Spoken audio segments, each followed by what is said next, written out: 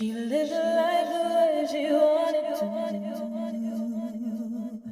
and made her dreams come true. Hello, beautiful being. Thank you so much for joining me here on my channel. I'm Trini LaShawn, and in this video, I'm presenting some of the experiences that I have had as I have come into a close relationship with my ancestors and have decided to honor them as a part of my daily spiritual practice, as well as why it's important and some very simple ways in which you can get started with honoring your ancestors. I first want to address the issue of fear. Because a lot of people who begin researching about ancestral veneration and who feel led to do this will stop eventually because they feel afraid. And fear, as it relates to you on your spiritual path, is often a result of religious indoctrination. And I can attest to that because I grew up in a very strict religious environment. And I was basically told that anything that varied from what I was taught would send me to hell. And so you can imagine that being taught that over and over again, year after year of my life, once I decided to stray from that and go with what my soul was leading me to do, there were some definite questions that I was asking, like just having doubt in my mind. And it was basically fear, because once I was able to get past that, understanding that what I felt led to do was for my own benefit and for my growth, I experienced so much joy and peace and abundance. And I just want to point that out, that most things that I was taught constantly that were wrong and that I would go to hell for are the very things that have brought me the most liberation and freedom. So please don't allow fear to stop you on your journey of connecting with your ancestors. Another reason why people tend to not go through with honoring their ancestors is because they feel afraid of what other people might think. Most people, at least in North America, are not, you go in their house and they don't necessarily have an ancestor altar up, or it's not something that they consider to be normal. And, I have to point out that over 200 years ago, it was the norm. The spiritual beliefs of all indigenous cultures and societies involved ancestral veneration. And those who have carried on those traditions today, they still do that. And I was so happy to see movies like Coco that make it very plain and clear and present it in a way that's easy to understand the relationship that we should foster between ourselves and our ancestors. Some people also stop with their research of ancestral veneration when they are focusing on the fears that they have of opening themselves up to generational curses.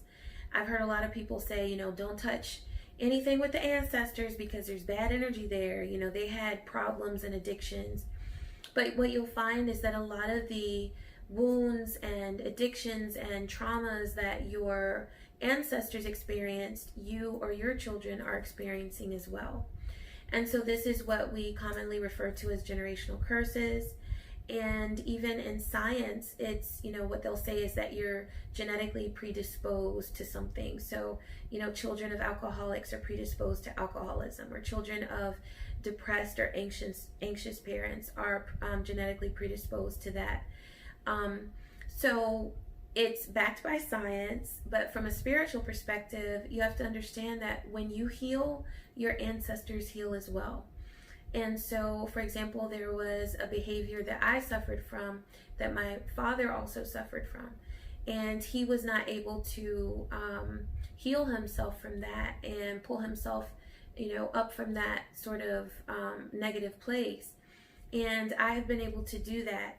And as a result, I have seen the impact that that's had on him in the astral realm. So spiritually, when I saw him soon after I started on this journey, he was not in a good place.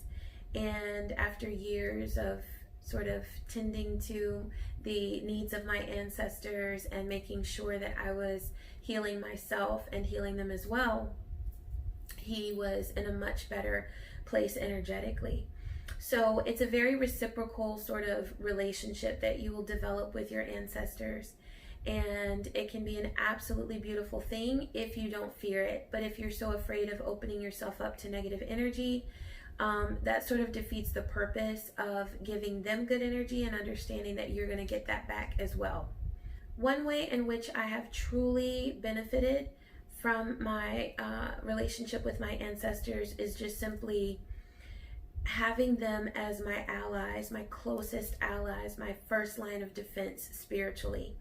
A lot of people will begin honoring the orishas and a deity, but what you have to understand is that there are levels to your protection and levels to, as far as energetically, what energies are like closest to you. And because your ancestors are part of you and your DNA, that is the first thing that you would sort of nurture on your spiritual path.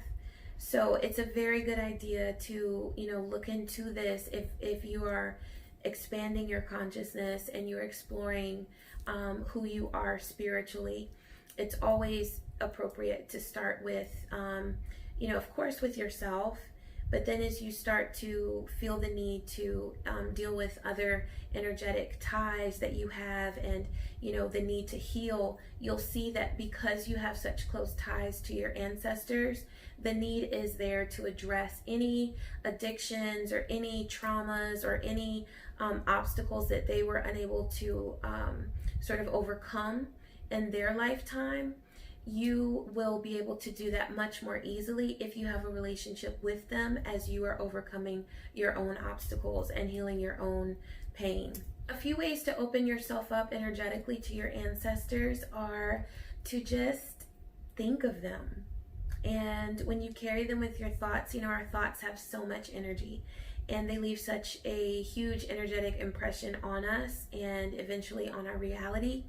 So if you are thinking of them and you're sort of including them in your thoughts purposefully, that is a huge signal to them that you are ready to sort of extend that. You're giving them that willingness or showing them the willingness to really work with them and to communicate with them. So just simply thinking about them. And this can be done, if you're sort of... I'm very active mentally while I'm driving. So sometimes I do driving meditations. And it's not where you have your eyes closed or anything like that. But it's just where you're choosing what to think of while you're driving. And there are, meditations that you can do just to simply increase your own awareness of self. And sometimes while you're doing that, your ancestors will come to you. So when you get quiet with yourself, some of the most amazing, magical things can happen. And if you are already thinking of your ancestors and putting out that invitation to them, a lot of times when you are quiet and you are in a meditative state, they will just come to you. Another way to open yourself up to them energetically is to find pictures of them and put them up. If you don't have an ancestor altar, then you can make a space and just, have in your home somewhere where you put, pictures of your ancestors up in order to honor them. Also asking someone in your family, usually there's, one of the older relatives that's in your family. They might have some extended knowledge of extended family members and the origin of those family members and different dates that might be important that will help you just if you want to sort of increase your knowledge, or if you are actually on an official hunt for or search for information on your ancestral line. If that's something that you're researching, then definitely talking to someone older in your family who has a lot of information would be very helpful. And it's really good to make sure that you bond with that person and get as much information about your family history as you can before they cross over, because that's almost like having a whole library of information and being able to hear stories about your ancestors. And when you hear stories about your ancestors, you're able to sort of understand their personalities a lot better and put the pieces of the puzzle together about things that have gone on in your family. So doing all of that helps you to understand not only your ancestors, but you as well. It's very important to learn the language of your ancestors. And a lot of people ask, well, how will my ancestors talk to me? And I can't answer that question. Like, that's something that when you are still and quiet, you will get to know how your ancestors are communicating with you.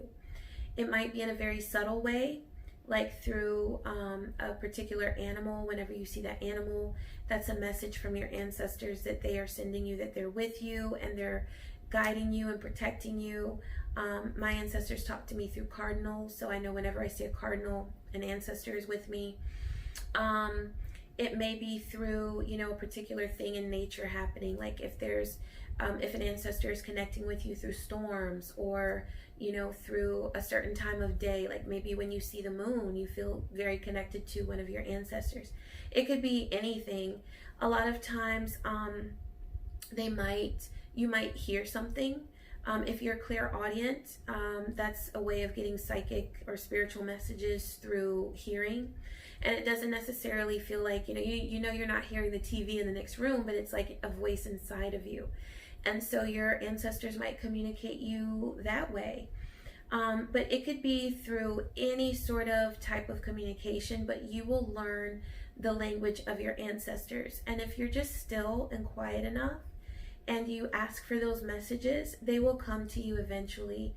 And I suggest always being the initiator in, like if you feel like your ancestors are sort of quiet with you, just be patient and honor them through your thoughts. Or I'm going to talk about in just a second an ancestor altar. You can do that.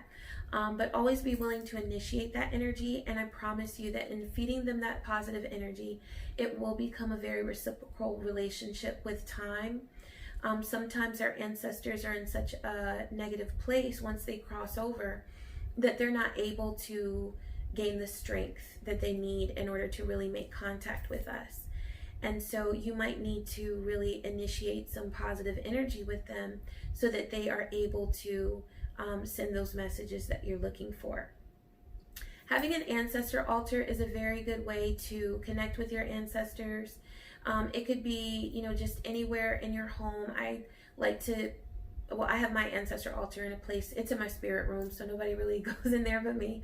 But it could be somewhere where, it's out of sight, or it could be in plain sight. It's just, as long as it's in a place that feels good to you, you can set up your ancestor altar there. It's good to use a table that is of a natural material, something like glass or wood. And, you can place whatever you think is special or that helps you to connect with your ancestors on there. Personally, I prefer to have like a white cloth, because the spirits typically are drawn to lighter colors and white. And I have the 4 elements represented on my altar. I have some like dried herbs for earth. And I'm very picky about my herbs that I put on my ancestor altar. I like to use dandelions. There's a whole story in my family about dandelions. And also, dandelions are very good for summoning spirits. I like rose because that represents the highest frequency of love.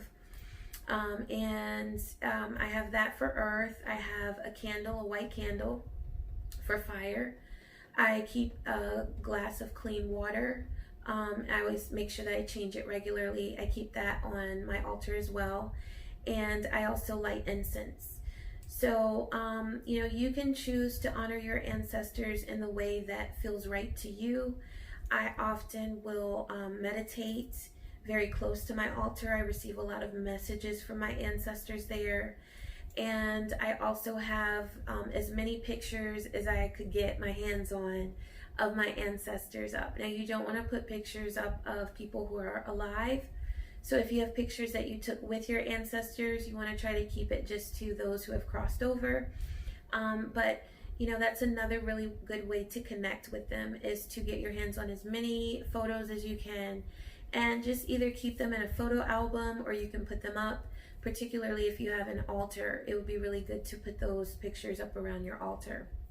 Finally, I want to mention offerings for your ancestors, and I'm very careful when I talk about offerings, because I don't want people to get bogged down with, the price and spending a lot of money that you might not have on offerings or feeling pressured to get the best of the best. What I find that's very important for offerings for the ancestors is the consistency with which you give them and the spirit that you give it out of.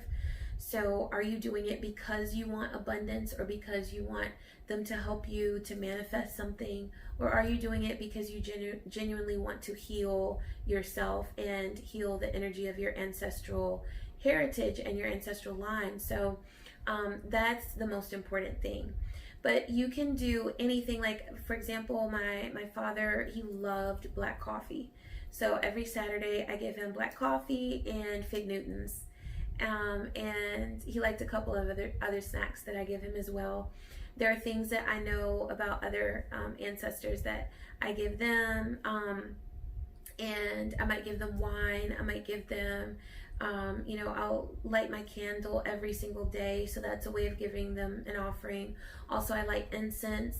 And the most important thing is that I give them my time and my energy. Like every single morning when I wake up, I always begin by honoring my ancestors and thanking them for their presence in my life, for their wisdom, for their guidance, for helping to keep me on my path of highest good, for protecting me and my children and my husband. So by starting your day off like that, by paying homage to your ancestors, it really, that's an offering in and of itself, and it's a way of honoring them. So at the end of the day, they want your time and your energy and your just the goodness of your soul that you're sharing with them, and that they will share right back with you through giving you wisdom and love and guidance and protection. And this has been the one most, I guess, fruitful experiences on my spiritual path, because they're so close to me. Like, they send me messages all the time, and it really is amazing to feel that that love from someone that you were that closely connected with. And of course, I also honor my deities, and I begin, of course, with honoring myself. But when you honor your ancestors, it awakens something within you that is so priceless, and that cannot be replaced by anything else. So I hope that this has been helpful to you, and later on I might make another video about like details of offerings that you can give and ways that you can set up your altar and things like that.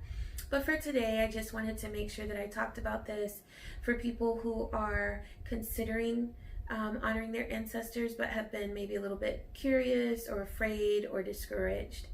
So understand that whatever you feel led to do, it's in your best interest, and as long as it's coming from your soul and from the deepest part of you, it is meant for you to do. So please don't be afraid to follow it.